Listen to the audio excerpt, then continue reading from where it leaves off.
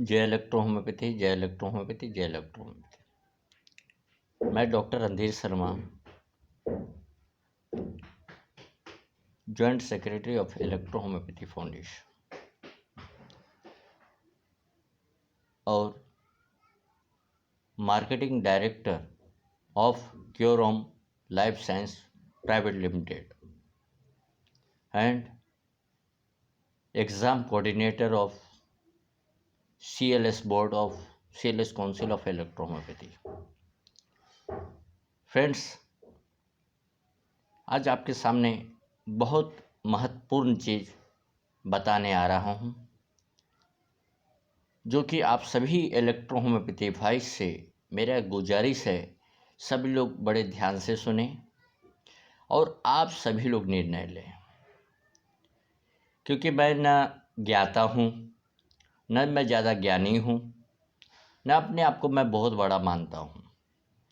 मैं सिर्फ आप लोगों से सीखता हूँ और जो मुझे अनुभव है वही मैं शेयर करता हूँ। तो आज आप लोग के बीच में डॉक्टर अनिल श्रीवास्तव जी का मैं जवाब देने आया हूँ, ताकि अनिल श्रीवास्तव जी यह समझ जाएं मैं क्या कहना चाहता हूँ और आप लोग समझें अनिल श्रीवास्तव जी की बातें और मेरी बातें में क्या डिफरेंस है, आप लोग समझेंगे। फ्रेंड्स,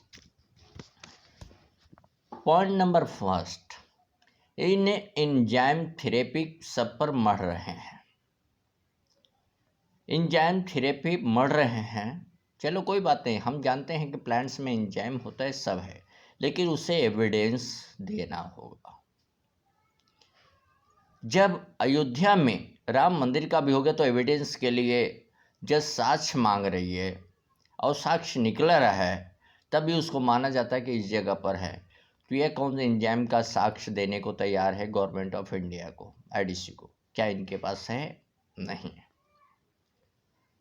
पॉइंट उसी में है, डॉक्टर सुदामा प्रसाद सर का इन्होंने नाम लिया, तो डॉक्टर सुदामा प्रसाद जी को मैं दिल से वंदन करता हूँ। वह वंदनीय सर हैं। उन्होंने एंजाइम की व्याख्या दी और उनका लिखा हुआ चीज़ काफ़ी हद तक सत्य है, हमने भी पढ़ा है और उसको मैंने महसूस किया है। लेकिन एक जगह उन्होंने यह भी लिखा है कि 1:49 है, 1:47 नहीं है, 47 मिस्टेक से हो गया, 1:49 है, यानी कि 50 सेंटीमल पॉइंट। तो आखिर में सुदामा प्रसाद सर ने यह क्यों लिखा? जब अनिल श्रीवास्तव जी बोलते हैं कि सुदामा प्रसाद सर को एकदम वंदन करते हैं, मैं भी उनका वंदन करता हूँ। उन्होंने एंजाइम बताया, उसको एंजाइम मैं भी मानता हूँ, लेकिन उन्होंने 1:9 और 1:49 का भी जिक्र किया है। यह अनिल श्रीवास्तव सर, आप पढ़ लीजिए उनकी बातों को, उनको आप मानते हैं तो उन्हीं की चीज़ आप पढ़ लीजिए कि उन्होंने किस तरह डाइल्यूशन को सराहा है। दूसरी बात, आप अनिल श्रीवास्तव जी MLC UP के चुनाव में खड़े हुए, जिसमें कि टीचर लोग ने भी वोट नहीं दिया। आपके कार्य बहुत सराहनीय हैं, आपके कार्य बहुत अच्छे हैं, तो 3 वोट्स आपको मिले थे, आपकी जमानत भी जब्त हो गई थी MLC UP के चुनाव में। जो भी हो, 3 या 5 वोट पता नहीं, आपने अपना भी वोट किया था कि नहीं वो भी पता नहीं, आपकी आत्मा जानती हो। MLC के चुनाव में आप बोलते हैं राजनीति में, तो राजनीति में आपको कौन पूछ रहा है सर, बड़े बड़े दिग्गज पड़े हुए। चलिए खैर कोई बात नहीं। तीसरी पॉइंट, इलेक्ट्रो होम्योपैथी को भारत में शुरुआत प्रैक्टिस होते हुए 1920 से चल रही है और भारत में लाने वाले नंदलाल सिन्हा को भी, हमारे माननीय नंदलाल सिन्हा को भी, यानी नंदलाल परिवार, यानी दीपक सिन्हा, बीबी सिन्हा जो भी हैं, उनको भी आपने दरकिनार रख दिया सर। क्या 1920 में आपकी जन्म हुई थी? 100 वर्ष पे और नंदलाल सिन्हा जब भी लाए हों उसके बारे में मुझे पूरी जानकारी नहीं है, लेकिन उन्होंने भारत में लाए 1920 से भारत में प्रैक्टिस चल रही है। क्या उस समय आप थे सर? उसके बाद में आपने मैटी जी के भी फादर बन गए। 1865 में मैटी जी ने इलेक्ट्रो होम्योपैथी को जन्म जब दिया था तो क्या पहले उन्होंने एंजाइम का लिक्विड सबको दिया था, स्टॉक करके दिया था, कि ग्लोबुल्स इस्तेमाल किया था? कि ग्लोबुल्स इस्तेमाल किया था कि एंजाइम के हिसाब से? क्योंकि वह जज भी रहे थे मैटी साहब, और कई जमीन उन्होंने दान भी दिया था। और स्क्रॉफोल्सो 10 से उन्होंने स्क्रॉफोल्सो जियोपॉन नाम का जो मेडिसिन से था, कॉलरा नामक भी उसको जापान में उसको कंप्लीट किया था।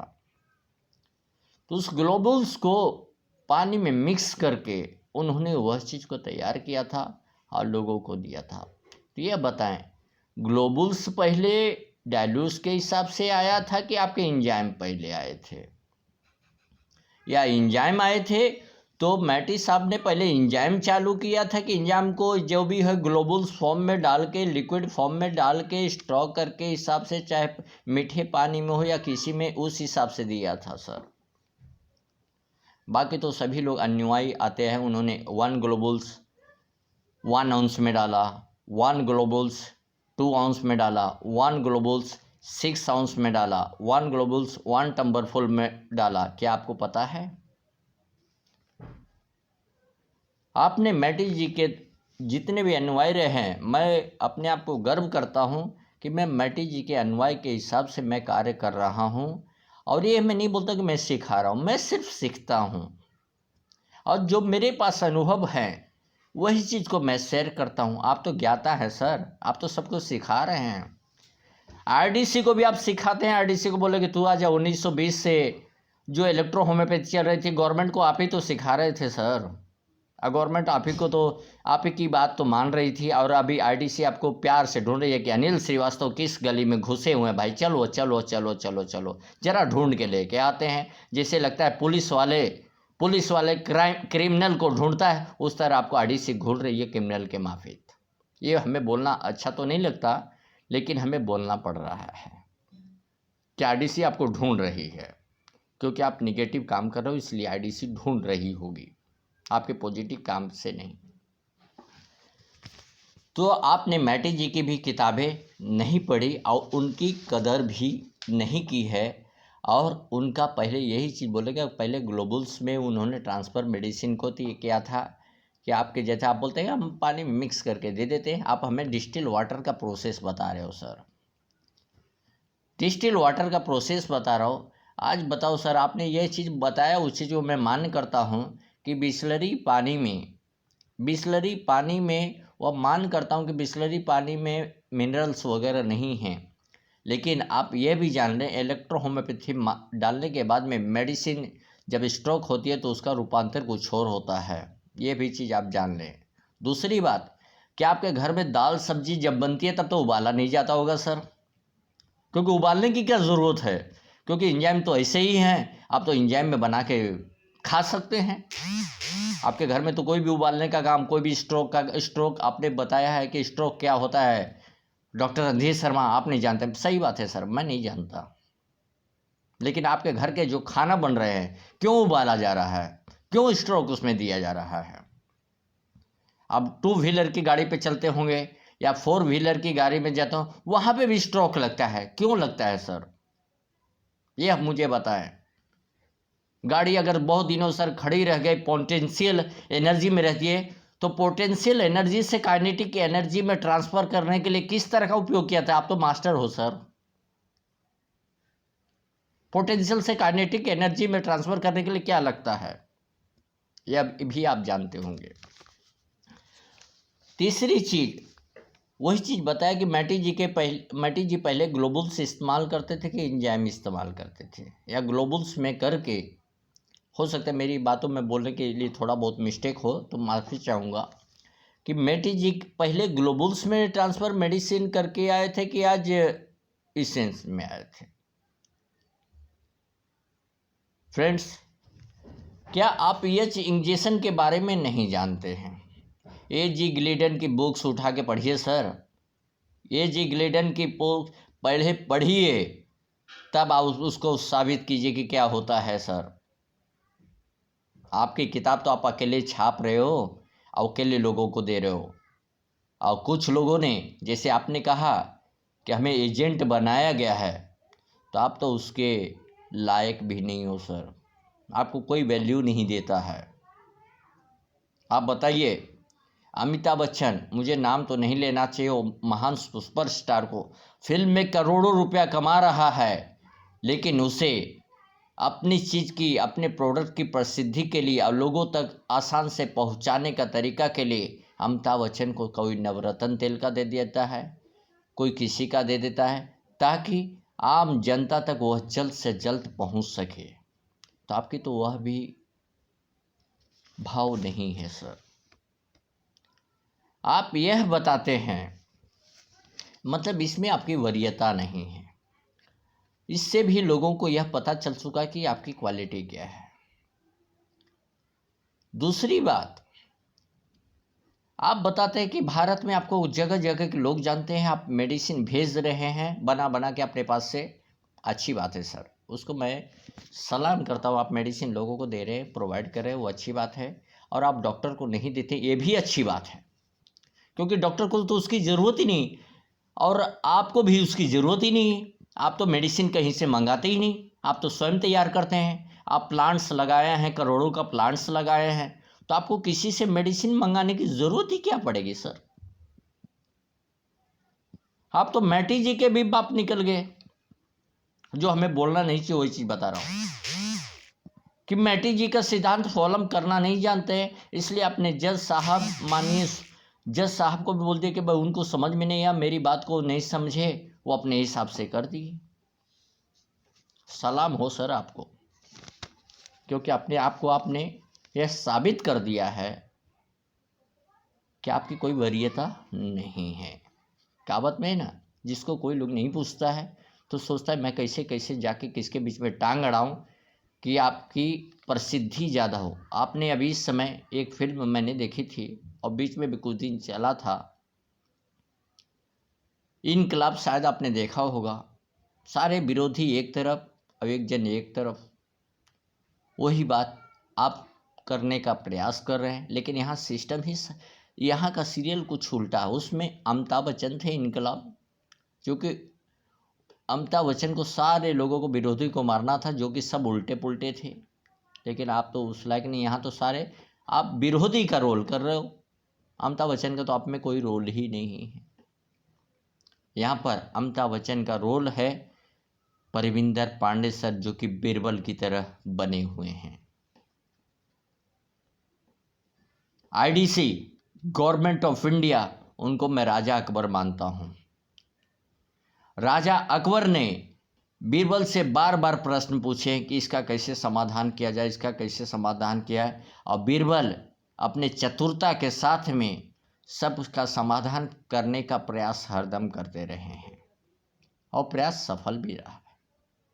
हमारे माननीय डॉक्टर परविंदर पांडे सर ने आज पूरे भारत में जितने भी इलेक्ट्रो होम्योपैथी बोर्ड है, संस्था है, प्रपोजल लिस्ट है, सबको इकट्ठा करने का प्रयास किया है।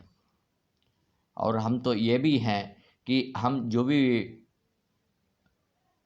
मीटिंग रखते हैं उसमें सभी को इनवाइट भी करते हैं, लेकिन हम आप जैसे ही नहीं जानते थे कि घटिया सोच वाले को हम एंट्री किए। ये हमसे चूक हुई है। दूसरी बात सर, आप बोलते हैं कि पूरे भारत में लोग आपको जानते हैं। सर, मैं घमंड तो नहीं करूँगा, लेकिन ये चीज़ ज़रूर बोलूँगा, डॉक्टर रणधीर शर्मा को भारत देश ही नहीं कई देश जानते हैं। अगर मैं घमंड करूं तो माँ मुंबा देवी मुझे उठा ले, लेकिन अगर मन में सबके प्रसिद्ध एकता का प्रतीक है तो माँ मुंबा देवी इतना मुझे मजबूत करे, जैसे आप जैसे गलत सोच वाले को मैं सही रास्ते पर ला सकूं। भगवान मुझे बस इतनी ताकत दे। मैं ज़्यादा भगवान से नहीं मानता। सीधा रास्ता, जो भी गलत दिशा में आप चल रहे हो, आप लोगों को सिखा रहे हो, बड़े ज्ञाता हो, बड़े टीचर हो, लेकिन मैटी जी के भी फादर निकल गए। आपने मैटी जी को सिखाया है और मैटी जी तो ऊपर चले गए और आप सबको सिखा रहे हो।